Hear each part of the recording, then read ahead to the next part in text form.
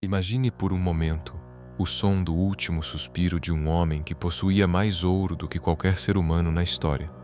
O rei Salomão, o homem mais sábio do mundo, fechou os olhos pela última vez em seu leito real. Mas o que aconteceu no exato segundo em que seu coração parou de bater não foi paz, foi terror.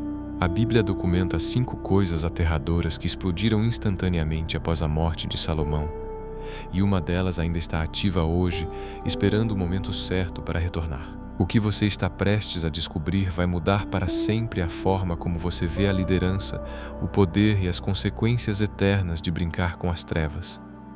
Para entender o horror do que aconteceu depois, você precisa compreender o que Salomão havia se tornado nos seus últimos anos. Este não é o Salomão das escolas dominicais, o rei sábio e próspero que construiu o templo.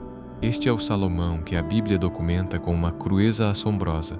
Um homem que começou no trono de Deus e terminou nos altares do diabo. Em 1 Reis, capítulo 11, versículo 4, as Escrituras nos revelam que quando Salomão já era velho, as suas mulheres desviaram o seu coração para seguir outros deuses, e o seu coração não era perfeito para com o Senhor, seu Deus, como o coração de seu pai Davi. Isso não é poesia, é um diagnóstico espiritual terminal.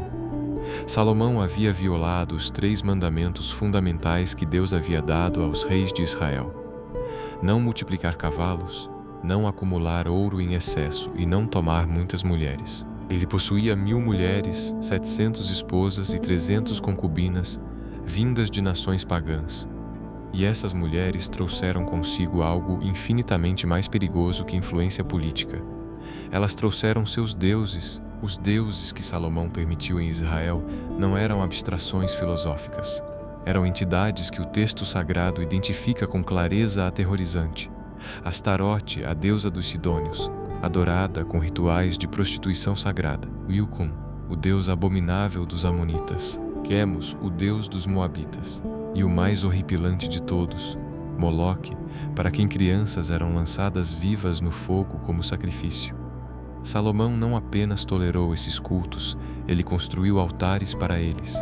O texto de 1 Reis, capítulo 11, versículo 7, documenta que Salomão edificou um alto a Quemos, abominação de Moabe, no monte que está diante de Jerusalém, e a Moloque, abominação dos filhos de Amon. A terra sagrada estava sendo literal e espiritualmente contaminada. O templo do Deus vivo olhava diretamente para os altares dos demônios. A santidade e a abominação dividiam o horizonte de Jerusalém. E enquanto isso acontecia, o povo observava, porque se o homem mais sábio da terra achava aceitável, quem era o povo comum para questionar?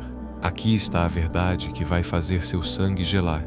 Antes mesmo de Salomão morrer, Deus já havia pronunciado o julgamento. Em 1 Reis, capítulo 11, versículos 11 a 13, o Senhor disse a Salomão: visto que houve isso contigo, e não guardaste a minha aliança e os meus estatutos que te ordenei, certamente rasgarei de ti este reino e o darei ao teu servo. Porém, nos teus dias não o farei por amor de Davi teu pai. Da mão de teu filho o rasgarei. A profecia não era para um futuro distante. Estava para se cumprir imediatamente. No momento em que Salomão fechou os olhos, 5 forças das trevas foram liberadas simultaneamente sobre Israel. Primeira, a divisão instantânea do reino. Segunda, a invasão espiritual dos demônios que ele havia convidado. Terceira, o despertar dos inimigos adormecidos nas fronteiras. Quarta, a corrupção oficial do culto a Deus.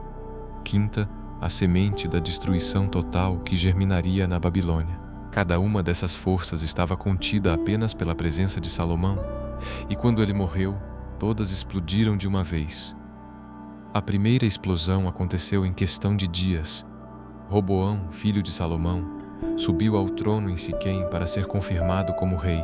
O povo, exausto de décadas de trabalhos forçados e impostos esmagadores, fez um pedido simples: alivia o jugo que teu pai pôs sobre nós.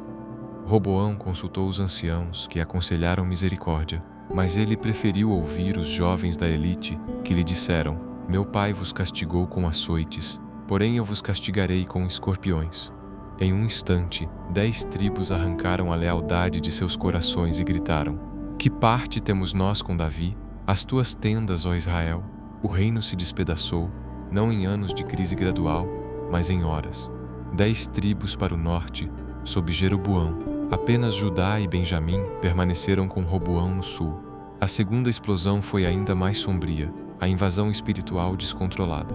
Na cosmovisão bíblica, os deuses falsos não eram ídolos inanimados, eram demônios reais. Como Paulo confirmaria em primeira carta aos Coríntios, capítulo 10, versículo 20, as coisas que os gentios sacrificam, aos demônios as sacrificam, e não a Deus. Salomão havia convidado essas entidades para dentro de Jerusalém, construído suas moradas, legitimado sua presença.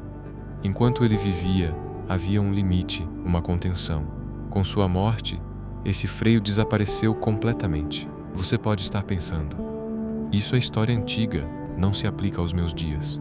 Mas observe o padrão com cuidado.